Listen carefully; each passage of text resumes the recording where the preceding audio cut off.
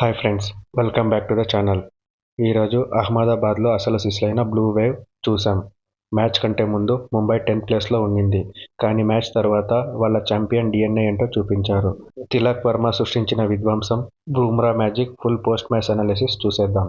Toss ఓడిపోయి batting దిగిన ముంబైకి స్టార్ట్లో కగిసో రబాడా నరకం చూపించాడు. 46 రన్స్కే 3 వికెట్స్ పోయి ఎంఐ కష్టాల్లో ఉన్న వేళ ఒకడు నిలబడ్డాడు. తిలక్ వర్మ 45 బాల్స్లో 101 రన్స్ కొట్టి అసలు ఊహించని ఇన్నింగ్స్ ఆడాడు. ఫస్ట్ 22 బాల్స్లో జస్ట్ 19 రన్స్ కొట్టిన తిలక్ తర్వాత స్విచ్డ్ ద గేర్స్. జస్ట్ 45 బాల్స్లో సెంచరీ కొట్టి లెజెండరీ సనత్ జయసూర్య రికార్డ్ని ఈక్వల్ చేశాడు. యంగెస్ట్ ఎంఐ సెంచురియన్గా కొత్త రికార్డ్ క్రియేట్ చేశాడు మన తిలక్. అశోక్ శర్మ ఓవర్లో 26 రన్స్ కొట్టి మ్యాచ్ మొమెంటం మొత్తం ఎంఐ వైపు తిప్పేశాడు. ఎంఐ టోటల్ని 199 ఫర్ 5కి తీసుకెళ్లాడు. జీటీ చేస్ ద 900 రన్ డిజాస్టర్. 200 టార్గెట్తో దిగిన గుజరాత్ టైటన్స్కి ఎంఐ బౌలర్స్ అసలు ఛాన్స్ ఇవ్వలేదు.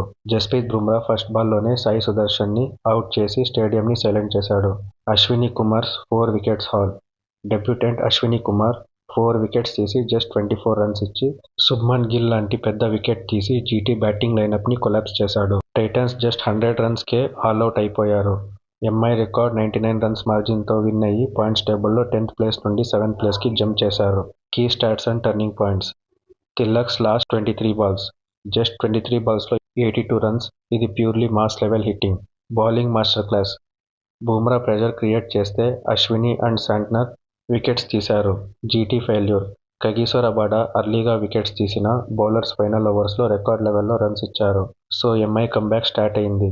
తిలక్ వర్మ ఫామ్లోకి రావడం ఎంఐకి టోర్నమెంట్లో పెద్ద బూస్ట్. కేకేఆర్ ఇప్పుడు లాస్ట్ ప్లేస్కి వెళ్ళింది అండ్ ఎంఐ 7th ప్లేస్ పొజిషన్కి వచ్చింది. మరి ఈరోజు తిలక్ వర్మ సెంచరీ మీద మీ ఒపీనియన్ ఏంటో అండ్ ఎంఐ ప్లే ఆఫ్స్కి వెళ్తుందా అని కామెంట్ చేయండి. వీడియో నచ్చితే లైక్ కొట్టి సోల్ అండ్ స్కోర్ క్రికెట్ని సబ్స్క్రైబ్ చేసుకోండి. రేపు ఎస్ఆర్హెచ్ వర్సెస్ డీసీ మ్యాచ్ ప్రివ్యూలో మళ్ళీ కలుద్దాం. Thank you.